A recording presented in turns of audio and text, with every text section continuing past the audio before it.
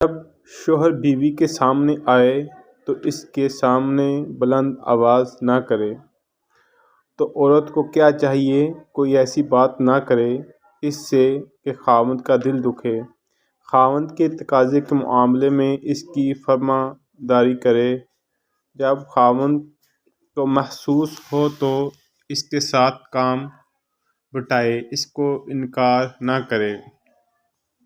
یعنی بہانہ بنا لیتی ہیں یا تھکی ہوئی ہوں یا نیند آ رہی ہوں، یہ مسئلہ یا وہ مسئلہ۔ حدیث میں آتا ہے جب کسی خاوند نے اپنی بیوی کو اپنی ضرورت کے لیے بلایا اور وہ انکار کر دیتی ہے، اس طرح خاوند نے رات گزاری تو اس کے دل میں غصہ تھا، فرشتے اس عورت پر صبح تک لعنت بھیجتے رہتے ہیں۔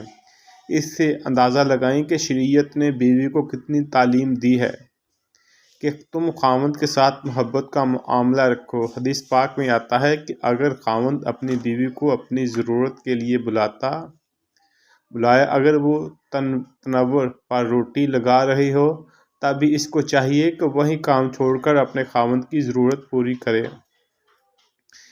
اس کے لیے شریعت کا حکم دیا کہ عورت نفلی روزہ نہیں رکھ سکتی جب تک کہ اس کا خاوند اجازت نہ دے، اور ایک بات یہ ہے کہ یہ فرمائی کہ ہر وقت نکتہ چینی بھی نہ کرتی رہے۔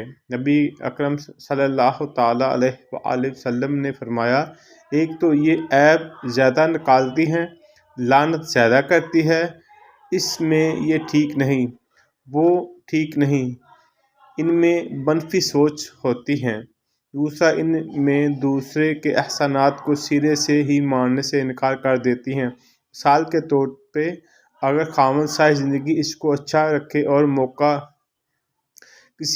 موقع پر کسی وجہ سے کوتاہی ہو تو میں نے تیرے گھر آ کر اچھا دیکھا نہیں، تو اچھا کرتے نہیں، میرے لیے کیا کرتے ہو،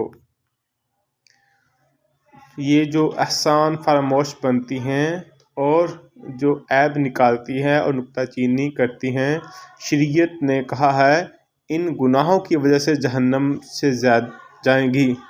اگر ایک بندہ اور اس کی بیوی اس کے حقوق ادا نہیں کرتی اور بندہ مجبور ہو کر اپنے ہاتھوں سے شہوت ضائع کرتا ہے یا گناہ کرتا ہے تو بیوی گناہ پر ہوتی ہے، اس پر نہیں ہوتا۔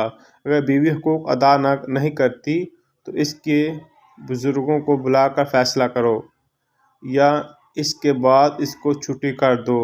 جس گھر میں میاں بیوی کا جھگڑا ہو تو اس گھر کے کسی فرد کو چاہیے کہ وہ باوضو حالت میں اس آیات کو 21 روز تک بلا ناغہ 300 مرتبہ پڑھے۔ اول آخر درود پاک اور پانی پر دم کر کے پانی کو اس طرح میاں بیوی کو پلائے